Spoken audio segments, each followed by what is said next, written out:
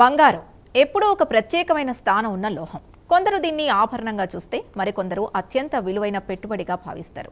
గత కొంతకాలంగా ఈ పసిడి పెట్టుబడిదారులకు నిజంగానే కనక వర్షం కురిపించింది అనడంలో సందేహం లేదు. కానీ ఇప్పుడు పరిస్థితి కాస్త మారింది. ఆకాశాన్నంటిన పసిడి ధరలు దిద్దుబాటుకు లోనవుతున్నాయి. దీంతో మార్కెట్లో ఒక రకమైన భయాందోళనలు వ్యక్తమవుతున్నాయి. ధరలు మరింత పడిపోతాయేమో అని కొందరు ఆందోళన చెందుతున్నారు.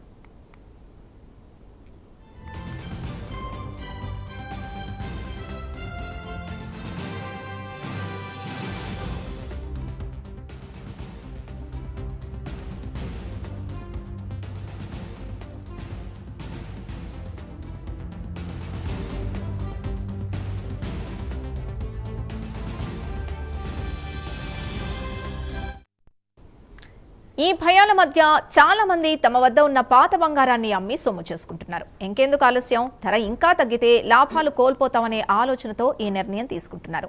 ఇది ఒక ట్రెండ్ గా మారిందని చెప్పాలి. India bullion and jewellers association లెక్కల ప్రకారం ఈ ఏడాది ఏప్రిల్ నుంచి జూన్ త్రైమాసికంలో దాదాపు 50 టన్నుల పాత బంగారాన్ని విక్రయించారు ప్రజలు.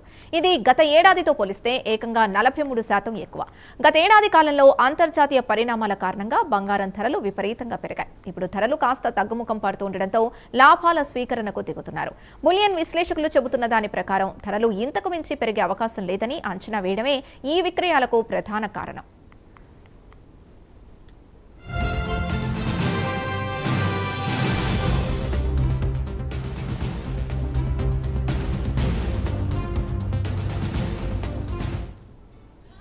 రానున్న రోజుల్లో 10 గ్రాముల బంగారం ధర సుమారు ₹1,20,000 మార్కుకు పడిపోవచ్చనే అంచనాలతో తమ వద్ద ఉన్న బంగారాన్ని, పసిడి ఆభరణాల్ని చాలా మంది నగదుగా మార్చుకుంటున్నారు. బంగారం ధరలు ఎందుకు పడిపోతున్నాయని ప్రశ్నించుకుంటే దీనికి కొన్ని అంతర్జాతీయ కారణాలున్నాయి. అమెరికా ఫెడరల్ రిజర్వ్ వడ్డీ రేట్లను పెంచవచ్చనే అంచనాలు బంగారం ధరలపై ఒత్తిడిని పెంచుతున్నాయి.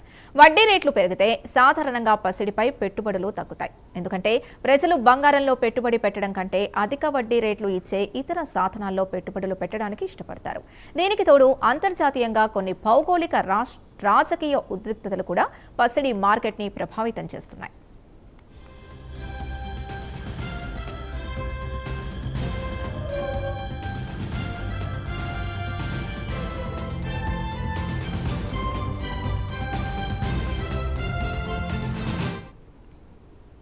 మన దేశం వరకు ఇదొక రకంగా మంచిదే. దేశంలోని ప్రజల వద్ద సుమారు 30,000 టన్నుల పసిడుందని ఒక అంచనా.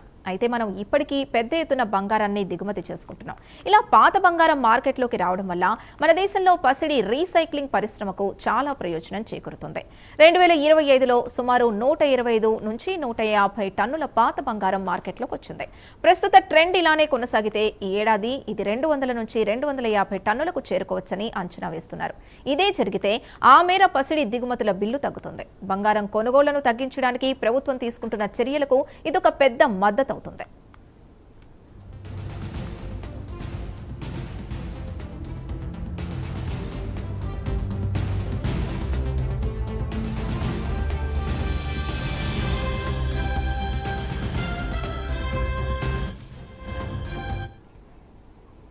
ఇక్కడే ఒక విషయం గమనించాలి. బంగారం అనేది కేవలం ఆభరణం మాత్రమే కాదు, ఆర్థిక అనిశ్చితికి వ్యతిరేకంగా ఒక రక్షణగా కూడా చాలా మంది భావిస్తారు. ద్రవ్యోల్బణం పెరిగినప్పుడు లేదా ఆర్థిక వ్యవస్థలో అనిశ్చితి నెలకొన్నప్పుడు బంగారం ధరలు సాధారణంగా పెరుగుతాయి. ఎందుకంటే ప్రజలు తమ సంపదను కాపాడుకోవడానికి బంగారంలో పెట్టుబడి పెడతారు. కానీ ఇప్పుడు పరిస్థితి భిన్నంగా ఉంది. అంతర్జాతీయ ఆర్థిక వ్యవస్థలు స్థిరపడుతున్నాయనే అంచనాలు, వడ్డీ రేట్ల పెంపు సంకేతాలు పసిడికి ప్రతికూలంగా మారాయి.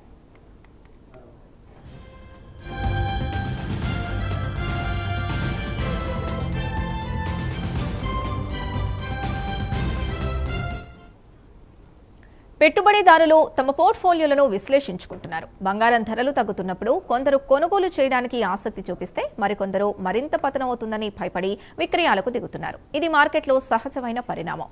ఆర్థిక నిపుణులు దీనిపై వివిధ రకాల అభిప్రాయాలు వ్యక్తం చేస్తున్నారు.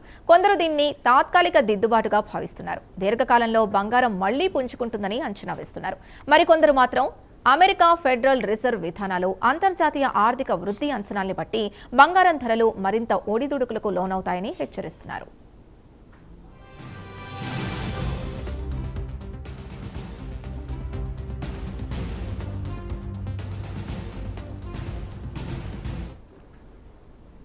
ఇండియాలో బంగారానికి సాంస్కృతిక ప్రాధాన్యత కూడా చాలా ఎక్కువ. పండగలు, శుభకార్యాలు, వివాహాల్లో బంగారం కొనుగోలు చేయడం ఒక సాంప్రదాయం.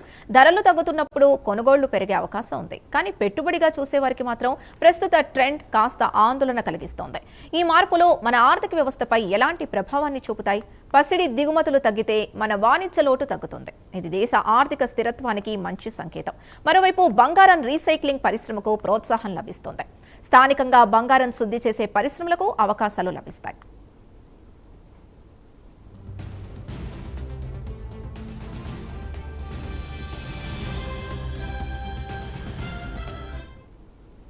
మరి సామాన్య ప్రజలపై దీని ప్రభావం ఎలా ఉంటుంది అని అనుకుంటే, గ్రామీణ ప్రాంతాల్లో బంగారం అనేది ఒక అత్యవసర నిధిగా పరిగణించబడుతుంది. అవసరమైనప్పుడు దాన్ని అమ్ముకొని లేదా తాకట్టు పెట్టి డబ్బు సమకూర్చుకుంటారు. ధరలు తగ్గుతున్నప్పుడు వారి ఆస్తుల విలువ కూడా తగ్గుతుంది. అయితే కొత్తగా బంగారం కొనుగోలు చేయాలనుకునే వారికి ఇదొక మంచి అవకాశం కూడా.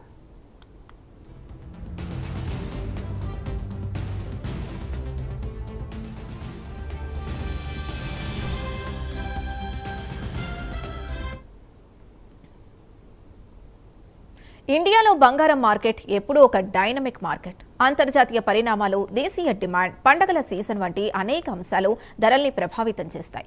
ఇప్పుడు మనం చూస్తోంది ఆ అనేక అంశాల సమ్మేళనం వల్ల ఏర్పడిన ఒక మార్పు. వచ్చే రోజుల్లో బంగారం ధరలు ఏ విధంగా ప్రయాణిస్తాయి అనేది అంతర్జాతీయ ఆర్థిక పరిస్థితులు, ముఖ్యంగా అమెరికా ఫెడరల్ రిజర్వ్ విధానాలపై ఎక్కువగా ఆధారపడి ఉంటుంది.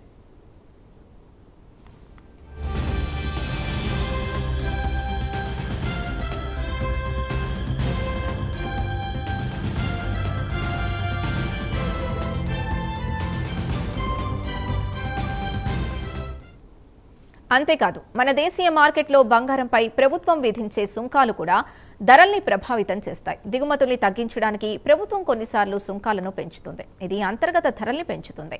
ఇప్పుడు పాత బంగారం విక్రయాలు పెరుగుతూ ఉండడంతో ప్రభుత్వం దిగుమతులపై ఆధారపడడం తగ్గుతుంది. ఇది ఒక సానుకూల పరిణామం.